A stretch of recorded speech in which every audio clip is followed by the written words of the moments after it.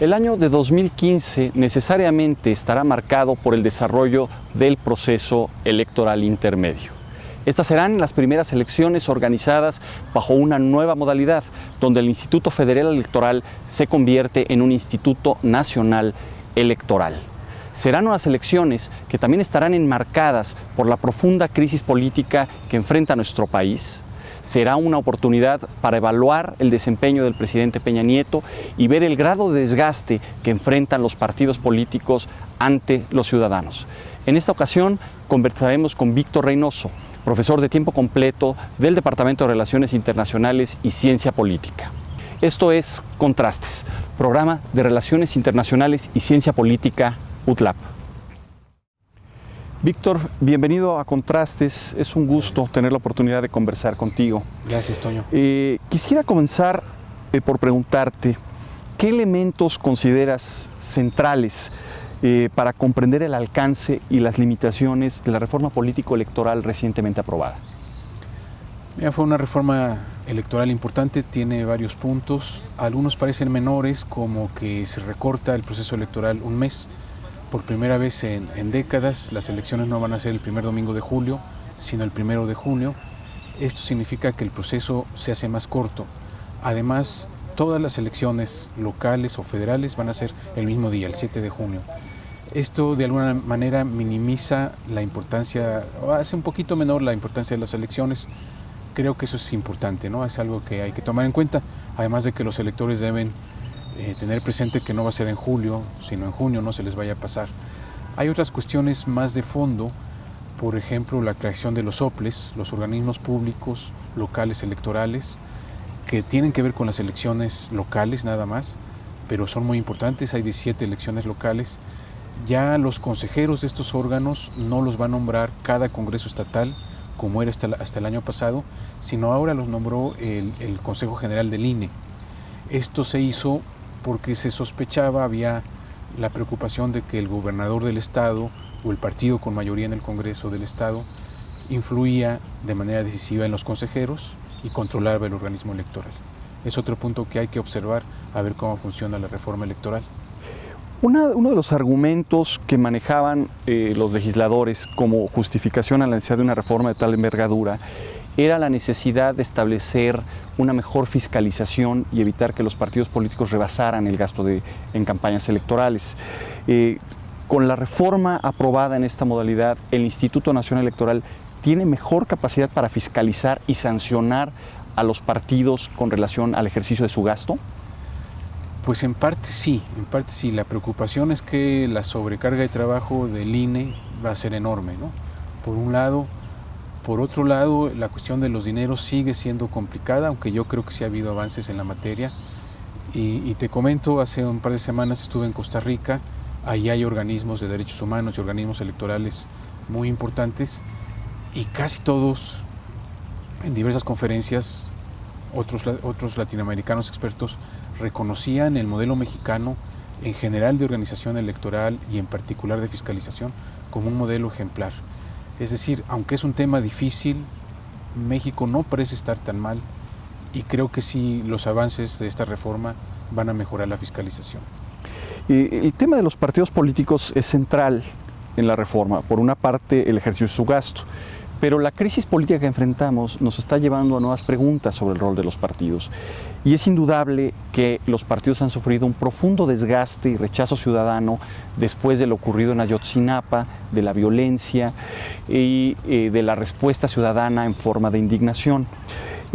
¿Cuál crees que sea el impacto de esta crisis política en el desarrollo del proceso electoral, especialmente el impacto en la percepción de los partidos políticos?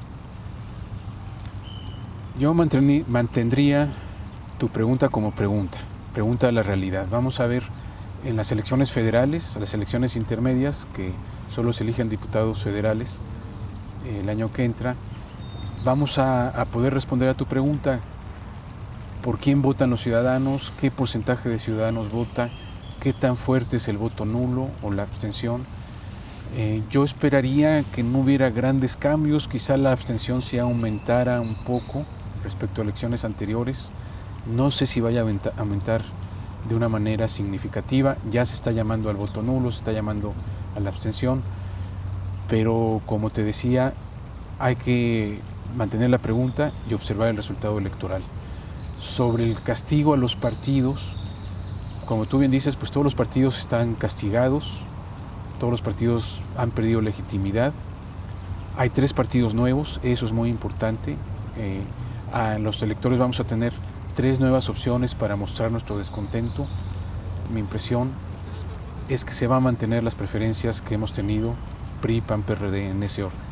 Que los nuevos partidos, ni siquiera Morena, que viene con la fuerza que le da la candidatura de López Obrador, la figura de López Obrador, ni siquiera creo que logre meterle un susto al PRD, aunque sería la cuestión más probable, que le quitara un caudal de votos significativo.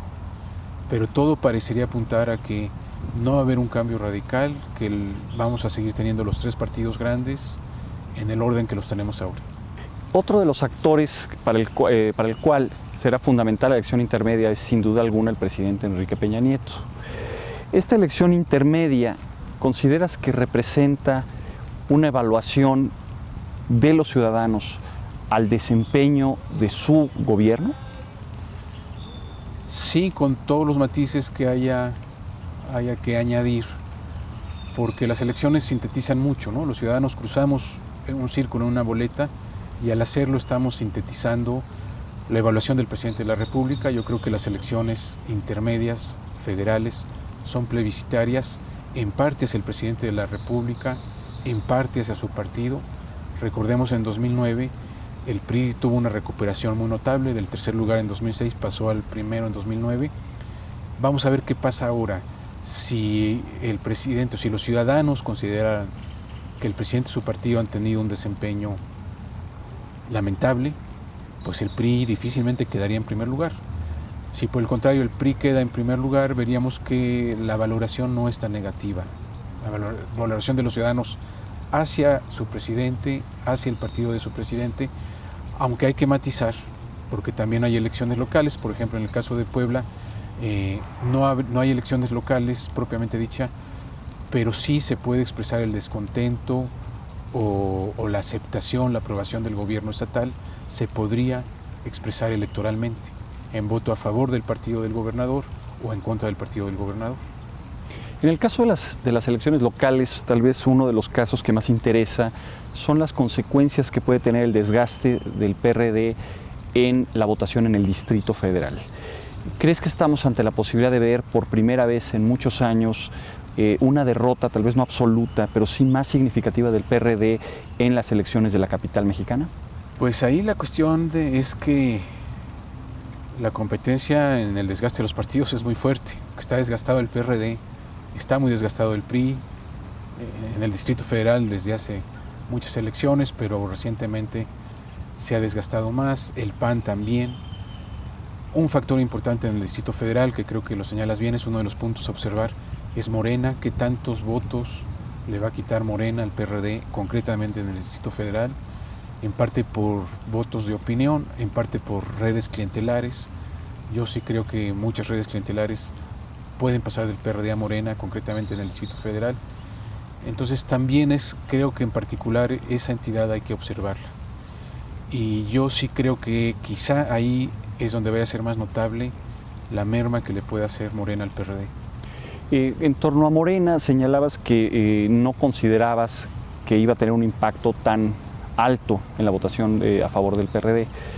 ¿Crees que el liderazgo de Andrés Manuel López Obrador será capaz de canalizar parte de este descontento e indignación ciudadana ante lo ocurrido en Guerrero y la crisis política que enfrentamos? Pues será algo a observar. Las encuestas ahora nos dicen que Morena está atrás del PRD, que no le va a quitar un número de votos significativo, importante, pero pudiera ser. López Obrador ya empezó a moverse, ya empezó a hacer campaña de alguna manera.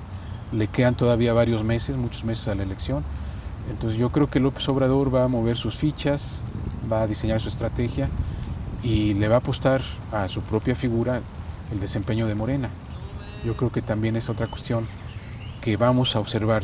Hasta ahora los datos que tenemos es que Morena no parece significar un desafío importante al PRD, excepción hecha quizá del Distrito Federal, pero todavía ni siquiera estamos en precampañas formales, ¿no?, que empezarán hasta el año que entra. Claro que la campaña de López Obrador es informal y seguramente él va a poner todo su esfuerzo en llevar votos a su partido. El PAN ha anunciado recientemente su intención de conformar una alianza electoral con el PRD. ¿Consideras que esta es una estrategia racional, sensata para el PAN en un momento en que el PRD enfrenta un desgaste tan profundo? Pues racional en función, habría que ver de qué objetivos.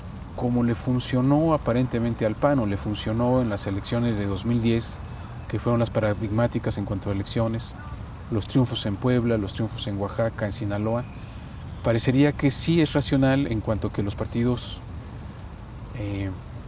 lo que quieren es ganar elecciones. Sin embargo, yo creo que los partidos están para algo más que ganar elecciones, y recuerdo algunos principios panistas: apostemos por nosotros mismos, que le dieron buen resultado a fines del siglo pasado, les dieron muy buen resultado. Yo creo que una alianza con el PRD implicaría que el PAN no está apostando por sí mismo, está dejando de lado su propia historia, su propia narrativa, y está aliándose con el extremo opuesto del espectro electoral. Y yo creo que ahí hay una falla de racionalidad, porque hay una crisis interna en el PAN, que no es tanto una crisis de caudal de votos que recibe, sino una crisis de imagen, de narrativa, de propuesta ante la ciudadanía, quizá de identidad. Para concluir, desde tu perspectiva, ¿cuáles serían los principales riesgos que representan las elecciones de 2015? Pues que hubiera un abstencionismo muy alto, que hubiera brotes de violencia. Hay elecciones de gobernador en los dos estados recientemente más críticos, que son Michoacán y Guerrero, que hubiera violencia que impidiera, por ejemplo, que se instalaran casillas, que la ciudadanía dejara la vía electoral como vía pacífica. Yo vería los riesgos por ahí. Yo recuerdo la elección de 94, que fue un año violento. Hubo el homicidio del candidato a la presidencia de la República y una insurgencia guerrillera en Chiapas, y fue la elección presidencial del 94 una de las más concurridas. Fue el voto de la sociedad mexicana por las urnas como vía de expresión política. Yo en torno a esto veo el riesgo y veo la esperanza que la sociedad mexicana diga: hay problemas, pero seguimos creyendo que las elecciones son la vía para resolver esos problemas. Muchas gracias, Víctor, por tus comentarios. Gracias. Podemos concluir que las elecciones de 2015 se pueden constituir como un proceso plebiscitario que involucra la evaluación del desempeño del proyecto político del presidente Peña Nieto, la credibilidad de los partidos políticos como organizaciones capaces de construir una alternativa y una agenda pública relevante para los ciudadanos. Fundamentalmente, todos los ciudadanos mexicanos esperamos también que las elecciones permitan rechazar la violencia en todas sus formas como una alternativa para resolver nuestros problemas políticos. No son cualquier tipo de elecciones, estamos ante un proceso electoral que implica la afirmación de nuestra joven democracia. Esto es Contrastes, programa de Relaciones Internacionales y Ciencia Política, UTLAP.